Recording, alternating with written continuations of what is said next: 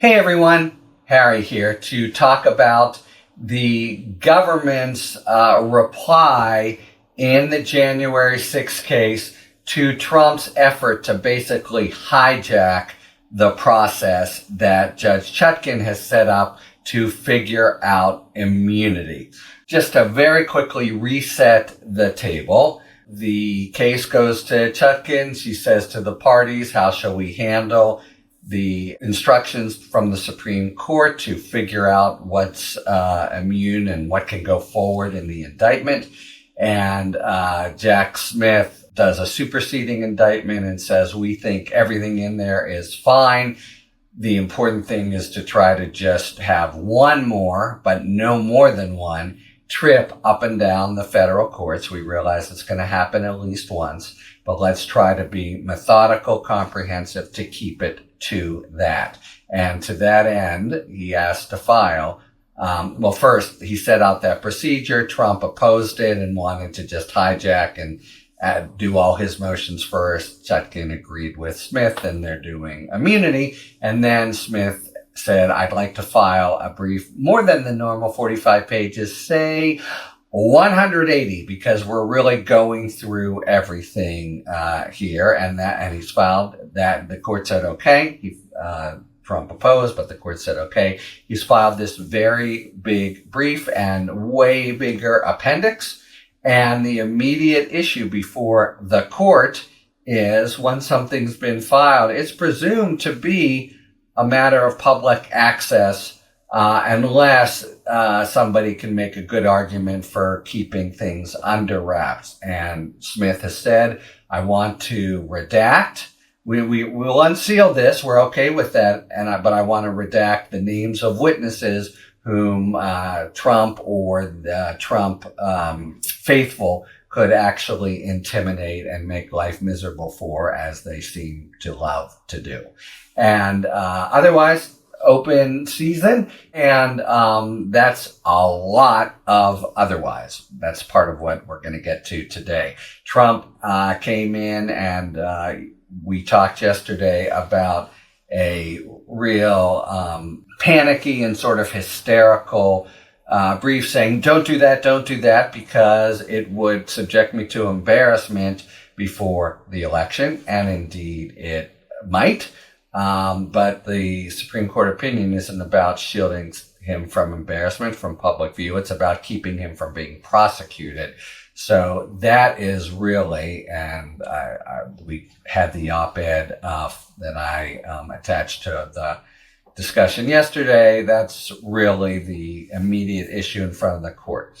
Okay, so Trump comes in and says, I want to redact way more anything that is quote unquote sensitive, basically anything about grand juries and transcripts from witness interviews with agents, the whole kit and caboodle in essence, keeping all information from coming to the public before the election. And why?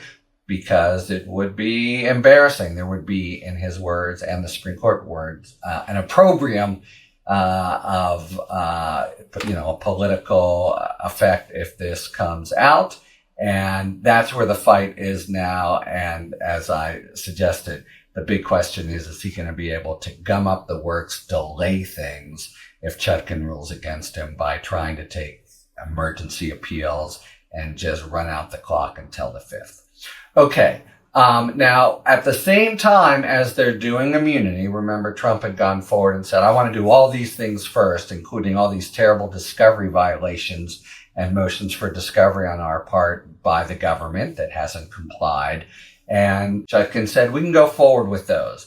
And Trump predictably uses every motion to try to regurgitate the already rejected claim of, I want to dismiss this case altogether under immunity, and there have been all these other issues, and we should do it in this order. He basically, everything he's lost, he just throws in there again.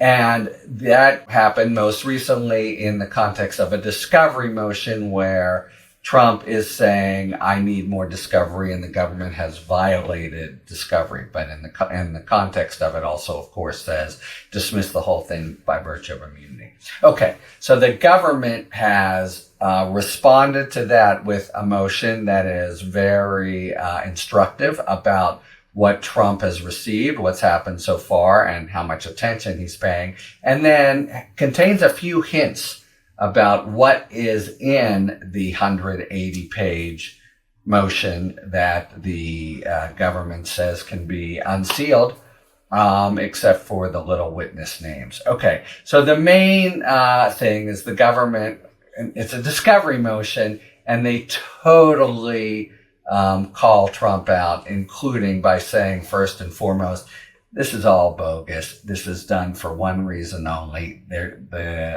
Trump is just trying to, well, here's the first sentence. Defend his conduct suggests he's less concerned with promptly and receiving and using immunity-based discovery, which the government does not believe exists, and more interested in using the discovery process to delay the court's immunity briefing schedule.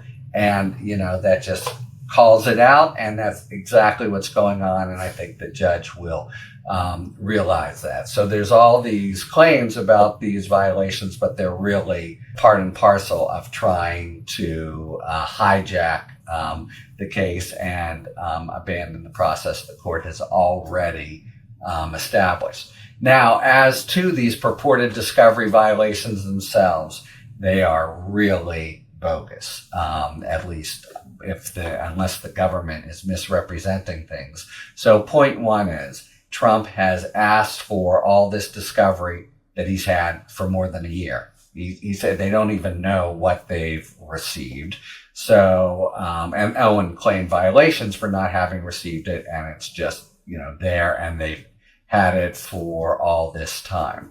Now, that's before the immunity stuff came in. He's also made an extra request for discovery about immunity, or a series of requests, and they are also all attempts to sort of fish in the government's files, try to bolster some argument that he's been mistreated or the victim of a political prosecution, stuff that has really nothing to do with immunity. So the government, look, we did a case file review, everything that might have to do with immunity, he already had. We don't have anything to provide, including remember, the test for a certain category of presumptively immune evidence is whether, according to the Supreme Court, it could undermine the function of the executive branch. We look there, and anything we have that could help him argue that, we have already given him. So it's really, nothing to be provided. So this is all a sideshow. Even more, though, Trump, and this is really what's happening now, as I sort of suggested in my op-ed, Trump has tried to use the immunity opinion to just change the standards for discovery, say he's entitled to this, that, or the other thing, or this would be a violation. And that's not what the immunity opinion is about. It's what he's going to argue. It's what he may be able to run out the clock with. It's what he may even conceivably find a hospitable reception at the U.S. Supreme Court for. But it ain't the law now, even after the immunity opinion. And in particular, there's nothing about the immunity opinion that changes the applicable legal standard for discovery. And so those claims in the context or guise of a discovery violation really just don't even get out of the box. There's a certain standard, the materiality standard, nothing about the Supreme Court opinion changes that. Now, the government has, as a result of the immunity opinion, reviewed its case files. They found things. But Trump is now asking for all these internal documents, including most, I think, pointedly, a Inspector General investigation into the 1-6 prosecution and how it originated, Really, that has to do with arguments that they were derelict. But Trump says, I have to have that, and there's just no basis for it at all. And that's just got nothing to do with the case in chief or anything that he is entitled to. It's just an effort to try to, get at materials to make a irrelevant and factually inapposite argument that he's somehow been, singled out for political prosecution. And then, so there's all kinds of internal stuff, and it's just, got nothing to do with immunity and wouldn't be discoverable anyway. And then finally, we have this request for context about the decision to prosecute. And, it didn't, again, the Supreme Court case doesn't change the standard for discovery, and it's the burden's on the defendant, especially here when the government has said, we've given over everything that there is, to actually make a concrete request. And, this request for context about the alleged conduct, or it's not at all clear what he's saying. And indeed, that's the government's response. Discovery regarding the context in which the alleged conduct took place, that's a quote from Trump. That's just gobbledygook, and it's not, as the argument is, these requests are irrelevant, vague, and to the extent they're not, and we can, scratching our head, have any idea what he's talking about, we've already given it over.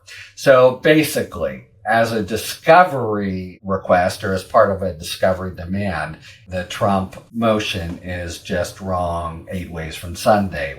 He has it all already. They've asked for stuff that he already has. He's not entitled to all this internal deliberation stuff, and the context request just is nowhere near what the specificity required. And then there's everything else that is really what's going on here. His efforts to, again, for at least a third time, by my count, try to just ignore or get the court to revisit its determination of how this will proceed and dismiss the case outright or decide discovery violations according to a standard having to do with immunity. Just total, pretty ham-handed effort to leverage the immunity opinion, his favorite tool bestowed on him by the Supreme Court, to upend the discovery request, and especially to try to really draw out the immunity determination and drag it over the November 5th line, which is really the main thing that he is now trying to do. Talk to you later. Thanks for tuning in. If you enjoyed this video and other Talking Feds content, please take a second to like and subscribe. Talk to you later.